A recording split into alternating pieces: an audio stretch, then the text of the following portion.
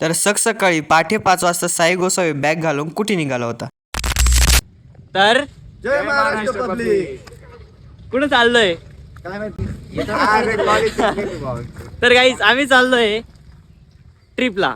तर आम्ही चाललो होतो बॉटनी एज्युकेशनल ट्रिपला. तर मी खूपच एक्साइटेड होतो कारण माझी ही फर्स्ट ट्रिप होती. मग काय डायरेक्ट अंधार असतानाच कॉलेजमध्ये पोहोचलो. मग आपली मित्र कंपनी पण आलेली होती. तर फायनली आपल्या ट्रॅव्हल बसेस आलेल्या होत्या आणि आपण चाललो होतो. आणि मित्रांनो म्हटलं चला पटकन, नाही तर बसायला सीट भेटणार नाही. मित्र म्हणे लेडीज फर्स्ट, आणि लेडीज फर्स्टच्या नादात शेवटच्या सीटावर बसावं लागलं.